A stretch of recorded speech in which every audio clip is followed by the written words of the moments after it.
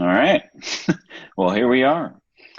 We're back to It's Wednesday. it's Wednesday, kind of. So Yeah, actually, this is a pre-recorded workshop Wednesday. It's actually Tuesday, but we're going to rebroadcast this on Wednesday to make sure that we have our time held. But we have some conflicts here with our time that we tried to avoid, but we're I we're just tried. we're I tried we're to trying get you some new to change. things here. So today on Workshop Wednesday, we're going to be talking about the ever an ongoing debate about QuickBooks Online versus QuickBooks Desktop, which is the right version of QuickBooks, right? Um, so Carrie has some very strong feelings about QuickBooks Desktop versus online. So go ahead and the floor is yours. So I was born in the year of the QuickBooks being born. No, that's when I was early in my career. So I was in accounting, and when QuickBooks, probably desktop 1.0 DOS version was released, I grabbed it and ran. And so I know every nook and cranny of everything to do with desktop. So to me, when QuickBooks Online came around, it was like switching from being someone that is used to dogs and switching and then having to get a cat and getting used to the new way cats are. And if you understand that analogy, which I'll let Dan go into, you understand that it is different. And change, there's nothing wrong with change and nothing wrong with technology. If you know me well, I have the latest iPhone at all times. I've got the Apple earbuds. I get the latest, greatest everything. And but with desktop, there's so many features, and it's about 10 years ahead of where QuickBooks Online is. So naturally, there's going to be some gaps. They didn't take desktop and throw it in the cloud.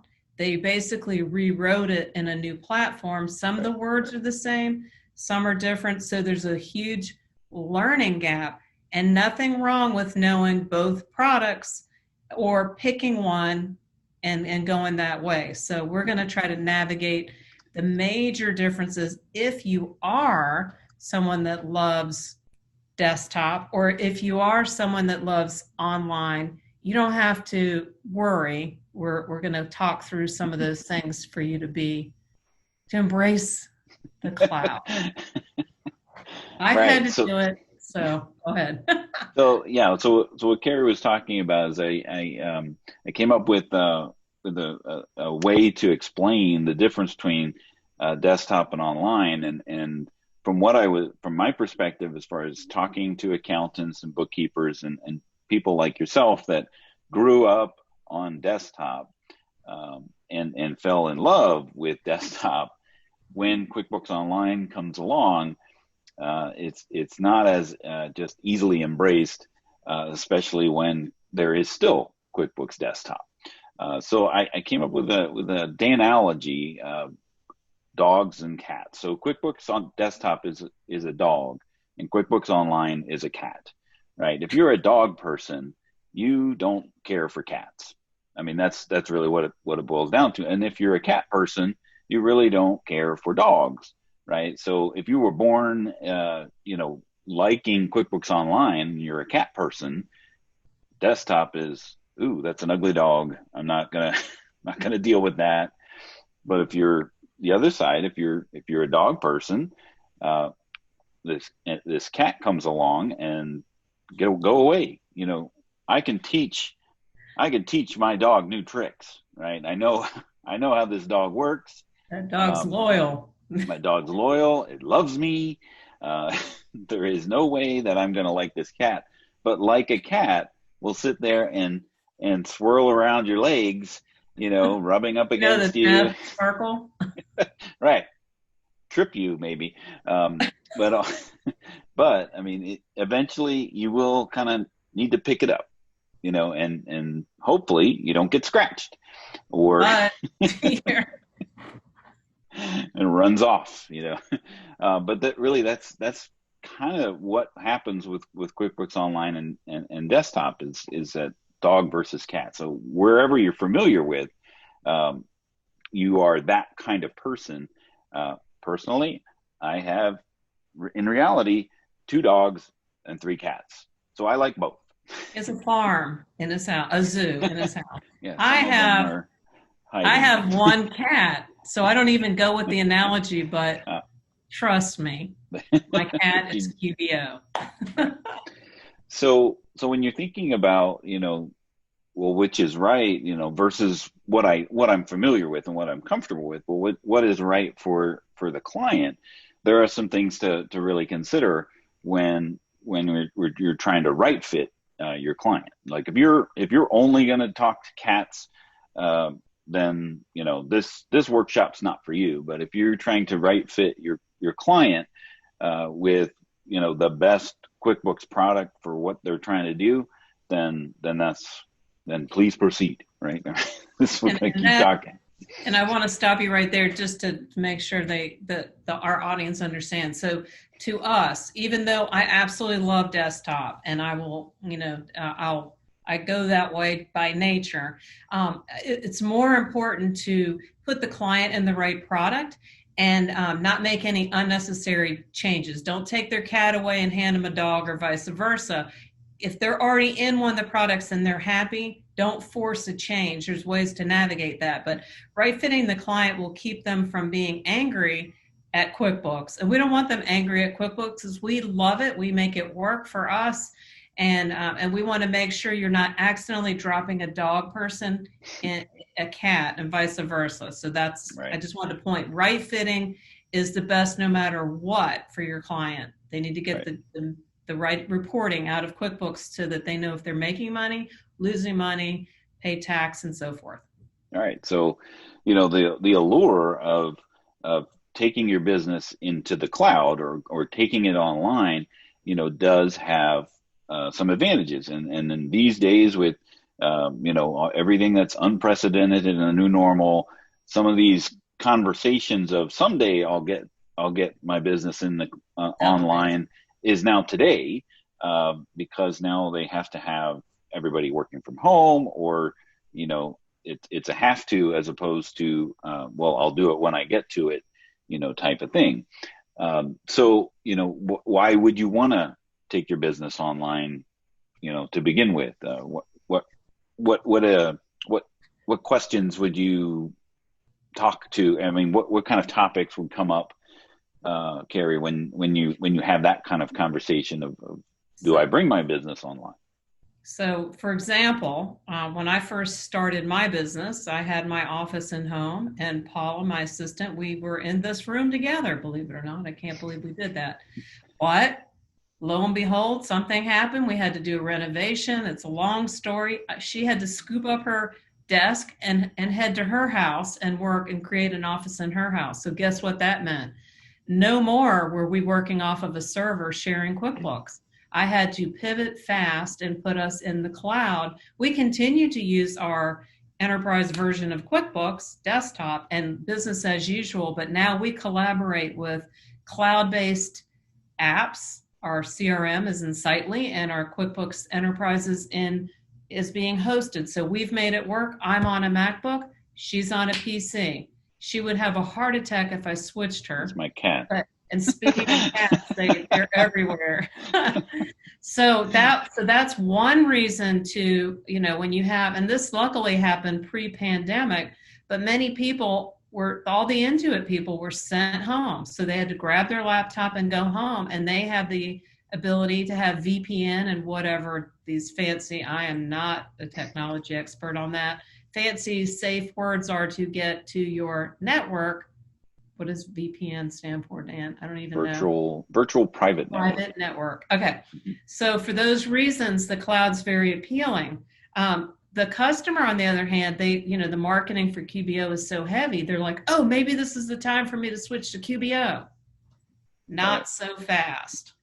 Yeah, because, I mean, if you go hunting for desktop products even on QuickBooks' website, you'll be hard. Saying QBO. That's QBO is leaping in front of you saying, buy me, buy me. Exactly. It's hard to find the dog on QuickBooks, QuickBooks' website. We can But find it, so yeah, don't worry about that. so, the biggest difference between online and desktop is going to flush out in what QuickBooks Online is going to allow you to do natively, right? And so some of those things are going to be conversations that you want to have with your client as far as how, what does their business need in order to work that in QuickBooks. If QuickBooks is just the ecosystem of the business, and I create financial stuff, but I don't manage my business from within QuickBooks. QuickBooks Online is perfect for that because then you get apps, syncing into that. But things that they do in desktop that think would translate over into QuickBooks Online, they don't always match one for one, feature for feature, because really, QuickBooks Online is 20 years old. Right. No, it Desktop was is actually perfect. created 20 years ago. Imagine think back to what the internet was 20 years ago. Did Dial we up, did we have internet back then? there was an online product. So, Yeah, we had to. right. So, things were much slower. Internet Explorer was the only browser in town. So the businesses that were a good fit for them were service-based businesses. So inventory was an afterthought when it came to QuickBooks Online. So that's one of the things that you want to really think about when you're talking to your client. Do they do inventory? Because out of the box, natively, what QuickBooks Online will do is I buy stuff and I sell stuff kinds of inventory. I buy from a vendor, I buy from a supplier, I take that out of the box, I put it on the shelf or sell it online or do whatever I do with it, but I don't do anything to that stuff when I sell it. I don't modify it in any way. Like I don't buy components, put them Don't buy 10 together and get three. You have right, to or work from buy that. bulk and buy and sell individually. Fabric, for example, buy by the yard, sell by the foot, or what have you.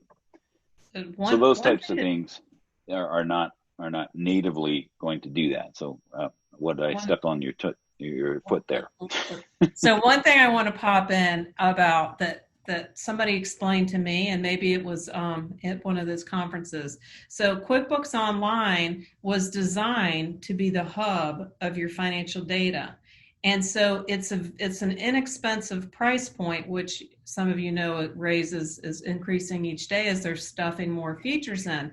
But it's designed to work with other apps. But that's a great theory, but that opens up more for the pro advisor or the customer to, okay, so you find that third party app. Is it brand new? Do you know anybody on it? How does it work? How do you connect it? Who can train me on it? Who can set up all that inventory? Because inventory takes a specialist.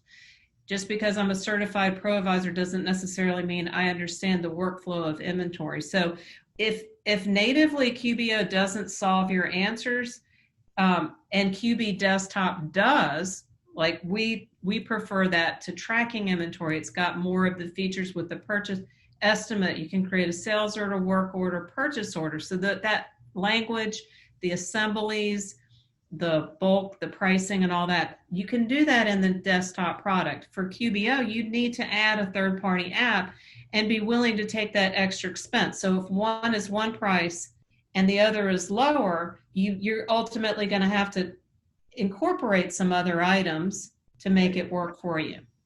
Yeah, and along those lines, if you have multiple companies, it can get cost prohibitive, when you have desktop versus online because each company represents its own subscription in online. So if you Not have three desktop. or four companies that you want to keep track of, like if you're if you have a business and you bought the building that it's in, and they're two separate businesses, and you want to track them together because you need to do your taxes for both. That's now two subscriptions. for one, when you could basically have the desktop license and have as many, QuickBooks company files Company as you phone. need to. Another big thing that came along, and again, that whole thing about inventory is job costing, because there used to be Big ladder. a statement that people would make that, QuickBooks Online does not do job costing. Well, they've started in that since it now handles job profitability. But again, you want to have that conversation of what kind of job, what does job costing mean to you, as opposed to a contractor. What do they really need to get out of that job costing or job profitability uh, If they're term, right? And if they're used to working and having it set up and working perfectly in desktop, you really need to do a parallel review to make sure that the reports that they're used to, you don't want to launch them into QBO because we just said they can do job costing.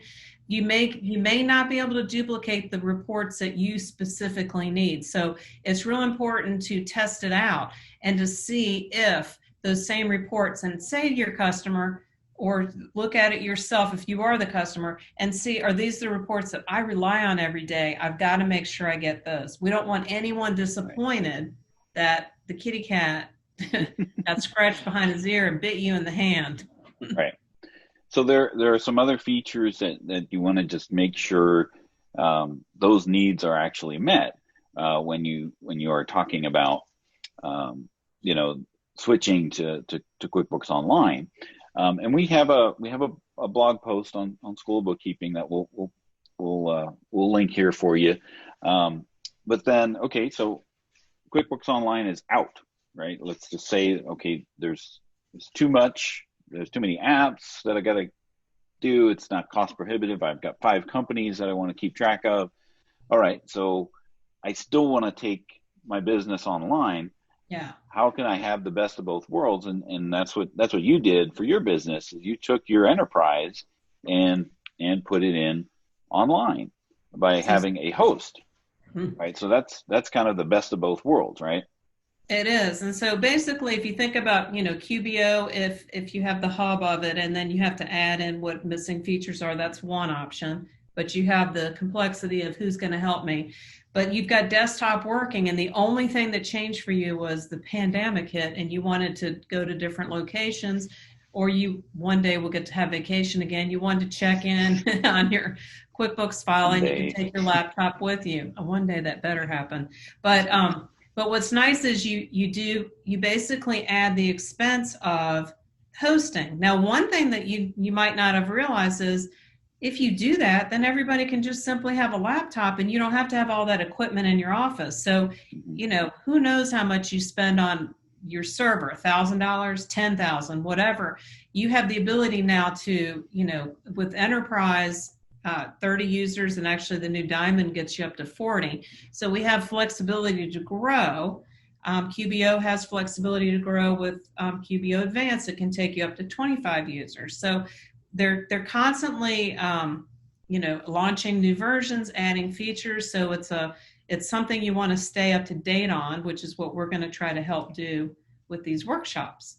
Right. One of the things I do want to say before I let you have the mic is one thing that enterprise has it, and a lot of people get crazy with the word enterprise. They think this is too big for my client. It's not like Oracle. It's not too big. It's really works for small businesses and those that are starting to move to mid-market or have more complex needs. So don't be afraid of the word enterprise. It's not meant Right. for, like a GE or Toyota or something. But what they have done to this product, and it can be one user on up to 40, is what they have done is they've added the ability for you to customize your security settings. And that's a major feature that is it's nice if, let's say, you bring in team members and you don't want them to see payroll.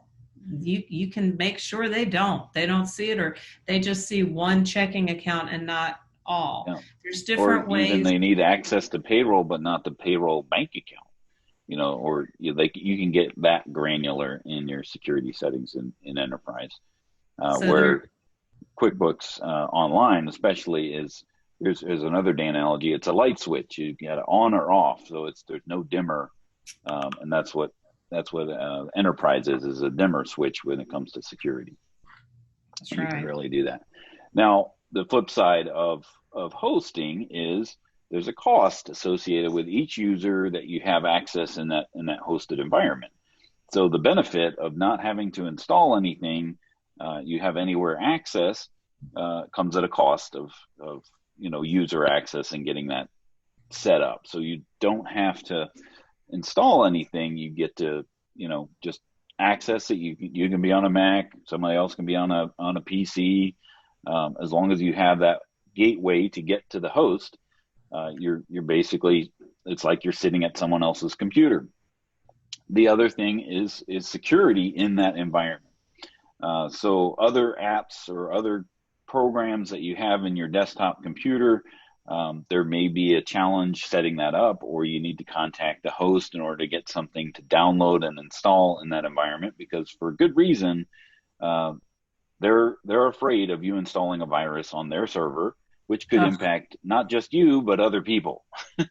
yeah, Um, that's pretty nice of them to keep an eye on that. right. So like setting up Outlook, as you may have a local installation of Outlook, you may have to purchase their version of Outlook in their environment so that you can set up your Outlook so you can email invoices out of QuickBooks.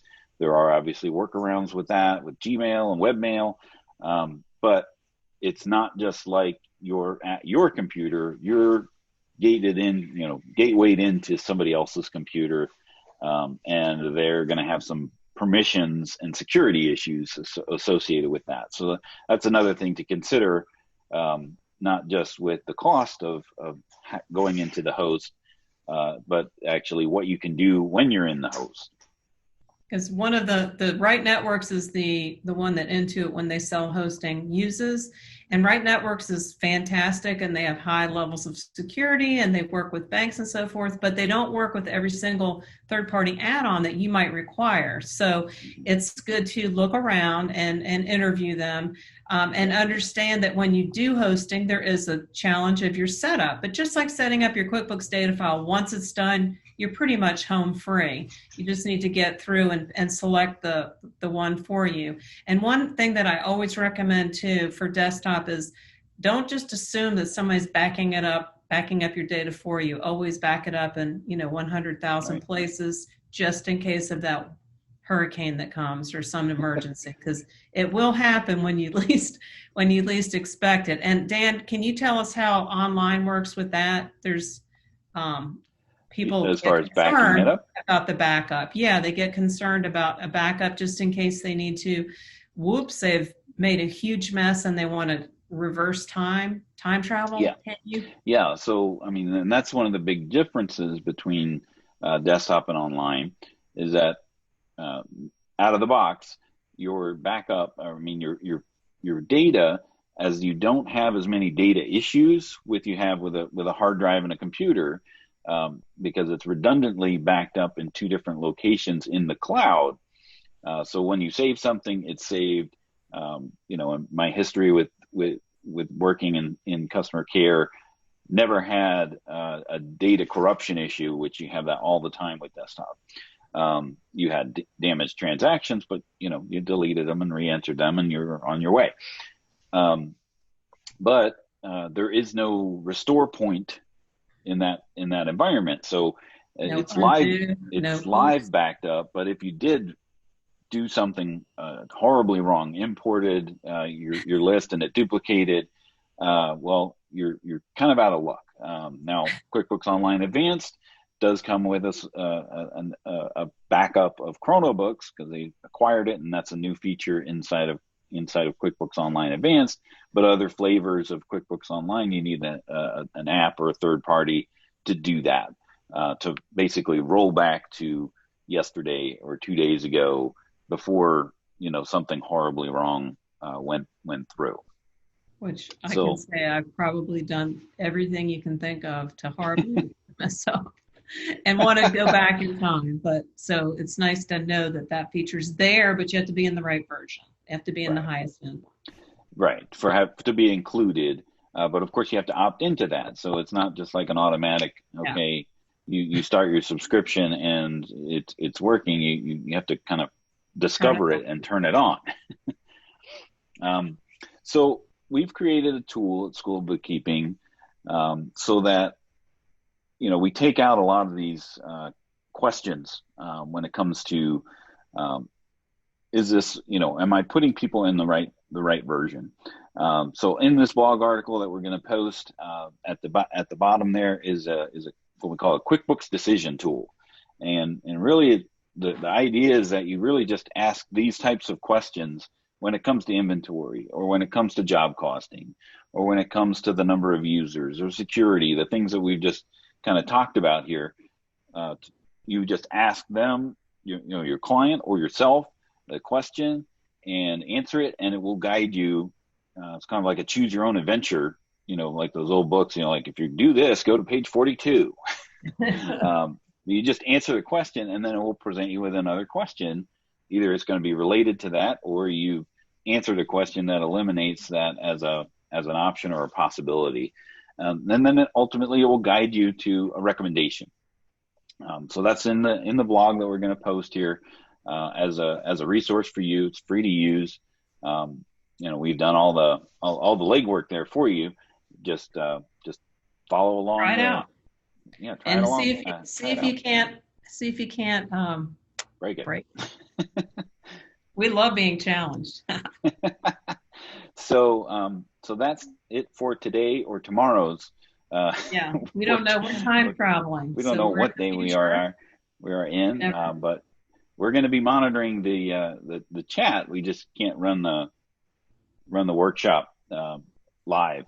So we will see you tomorrow, today, and we'll see you next week as well. All right, sounds great. Well, you guys have a great week and Stay end of your good Wednesday. stay healthy, stay humble, stay hungry. There you go. All right. Have a Thanks. good day.